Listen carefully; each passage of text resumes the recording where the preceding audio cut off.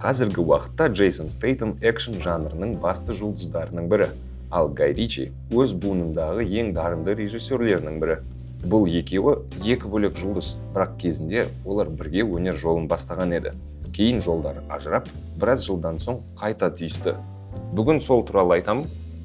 Джейсон шамалы үлкендеу, содан бастайық. Ол 1967 жылдың шілдесінде дүниеге келіп, әкесі лаунж әнші, шешесі биші. Кішкентайында ол футболға қызыққан, бокспен айналысқан, және әкесі оны кейде жекпе-жектерге шақырып, анда-санда спорттық үлгі ретінде ұрып тұрады. Джейсон туылғаннан соң 14 ай өтеді де дүниеге Гай Стюарт Ричи келеді. Ол Эдуард I патшаның арғы бір туыстарының бірі екен. Тектілігіне қарамастан Гай Ричи бұзық болады, және де 15 жасында мектептен кетіп қалады, сол үшін оны қуып жібереді. Және ол әкесі жарнама агенттігіне жұмыс істегеннен кейін сонда курьер болып тұрады, және де осылайша біртіндеп жарнаманың түсіріліміне қызыға бастайды. Жарнамадан тәжірибе алғаннан соң 1-2 клип түсіреді, сол кездің өзінде режиссерлік стилін байқауға болады. Сол уақытта Джейсон Стейтем деген жігіт суға секіруден үлкен жетістіктерге жетіп, 12 жыл бойы ағылшын құрамасында болады. Стейтемнің айтуы бойынша суға секіру көп ақша алып келмейтін, оны хобби деп санауға болады. Ақшаны ол көшеде алтын сағат сатып табады. Ал Гай Ричи болса, клиптер түсіріп, тәжірибе алып, өзінің тұңғыш қысқа метрлі фильмін түсірмекші болады. Сөйтіп, бір танысы Hard Rock кафенің негізін салушылардың біріне келеді, сондай бір идеям бар деп айтады. Ол болса, менің кіндік балам бар дейді. Ол жаңа ғана Лос-Анджелесте киноны оқып келген бала дейді, екеуін қосылып, соны түсіріңдер деп айтады. Және де осылайша Гай Ричи Мэтью Вон деген жігітпен танысады. Сөйтіп, Гай мен Мэтью Our Is деген қысқа метрлі фильм түсіреді де, ақшасы бар продюсерлерден хабар күтеді. Осылайша 2 жыл өтеді, продюсерлер хабарласпай қояды. Сол күйі. Ол кезде Джейсон Стейтем спорттық мансабын аяқтайды да, аздап модель болып жұмыс істей бастайды, және Tommy Hilfiger деген брендтің келбетіне айналады. Ал Гай Ричиге Мэтью Вон 7 миллион қаражат тауып береді. Фильмге енді кірісе бастағанда қаражат беремін деген кісілер жоқ болып кетеді де, жас режиссерге 700 мың фунт қана қалады. Гай ойластырып қойған кастингісіз қалады да, актерлерді таныстары арқылы іздейді, көшелерді аралайды. Сөйтіп, күтпеген жерден киноның басты спонсорына айналған бір фирманың бастығы бар. Сол айтады, біз өткенде жарнамада бір баланы түсірдік, сонымен танысып көрсей, андай келбеті қызық деп айтады да. Гай Ричиді Джейсон Стейтеммен таныстырады. Сол келбеті қызық бала Джейсон Стейтем екен да. Гай Ричи Джейсонды кастингке шақырады да, көшедегі сағат сататын адамды көрсетуін сұрайды. Содан Стейтемнің талантына тәнті болады. Бірақ Стейтем талантын емес, өмірлік тәжірибесін көрсеткен да ол кезде.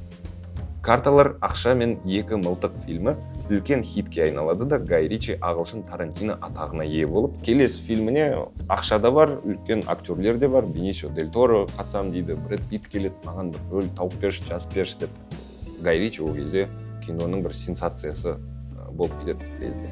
Дегенмен фильмдегі басты рөлде Джейсон Стейтем болады. Snatch фильмі жүлделерді алмаса да көрерменнің көзайымына айналады. Қатарынан 2 фильммен көзге түскен Гай мен Джейсон Snatch фильмнен кейін 5 жылға бір-бірінен алыстап кетеді. Гай Ричи ол кезде продюсерлік мансабын бастап көреді, бір кішкене дәмін көреді продюсерліктің. Әйелі Мадоннаға фильм түсіріп, оның мансабын тоқтатады, актерлік мансабын, өйткені екеуінің бірге жасаған киносы прокаттан төмен ұшады, кәдімгі жердің түбіне жетеді бар оны прокат. Ал Джейсон Стейтем болса, өзінің актерлік күшіне сеніп, Голливудты бағындыруға кетіп қалады. 2005 жылы екеуі қайта бірігіп, Револьвер атты ерекше фильм түсіреді. Жанры философиялық экшн-триллер.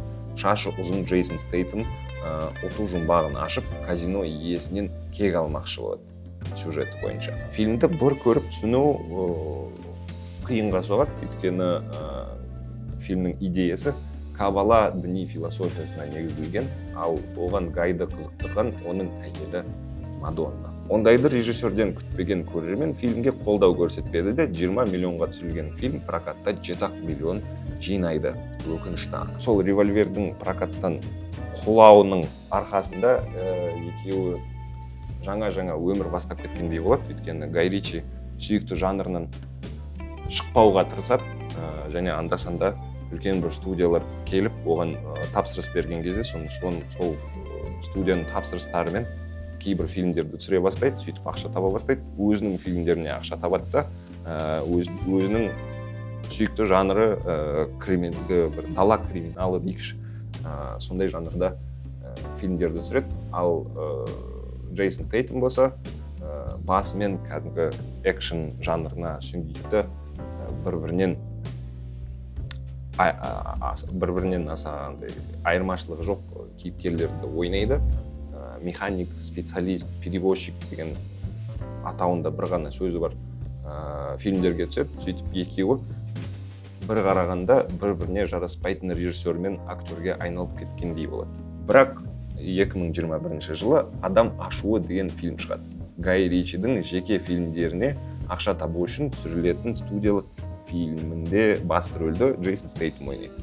Түсірілім алаңында 16 жыл көріспеген екі ағылшын кейбір сахналарды тіпті Лондонда түсіреді. Джейсонның соңғы бір 10 жылдықта түсетін фильмдерінің, сондай классикалық фильмдердің бірі болып шығады сол фильм. Гай Ричидің кішкене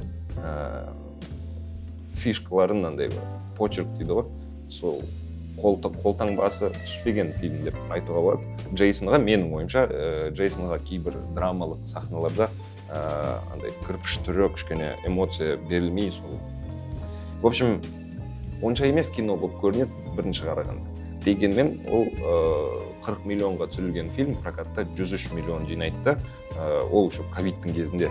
Сөйтіп екеуі қайтадан жетістіктің дәмін көреді бірлесіп. Жетістікті атап өтейін деген жұп бірден тағы бір фильмге кіріседі. Фортуна операциясы деген. Жаман емес, ерекше еш нәрсесі жоқ. Сол баяғы жеңілмейтін Стейтем Гай Ричидің тағы бір жалақы алатын жобасы. Прокатта 50 миллиондық жоба 37 миллион ғана жинайды. Сөйтіп екеуі қайттан ажырап кетеді. Гай Ричи «Тақсыз дүбәрлардың» ағылшын нұсқасын түсіріп жатыр дәл қазір, келесі жылы шығу керек. Мен ол фильмді өте күтіп жатырмын, өйткені ол авторлық нағыз Гай Ричидің фильмі. Ал Джейсон Стейтем Мэг 2, Тежеусіздер 4, Форсаж 11 деген фильмдері бар, алда шығатын. Ол да қайттан экшн жанрына сүңгіп кетті, және екеуінің жолдары түйсе ме, түйіспей ме, оны білмеймін, оны уақыт көрсетеді. Дегенмен тарихи бір кезең болды кезінде, өйткені Гай Ричи мен Джейсон Стейтемнен басқа Винни Джонс мансабын сол 97 жылы «Карталар ақша» мен 2 мылтық фильмінде бастады. Мэтью Вон да сонда бастады мансабын.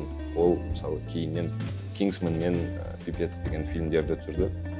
Осылардың барлығы бірге бастаған өзі бір ерекше тарих деп ойлаймын, және де сол тарихты сіздерге дұрыстап айтып бере алдым деп ойлаймын. Келесі көріскенше, келесіде бір ерекше актердің өмір баяны туралы айтып беремін. Сол үшін каналға жазылып, лайктарыңды басып, комментарий қалдырып, келесі аптаға дейін сәл шыдай тұрыңыздар.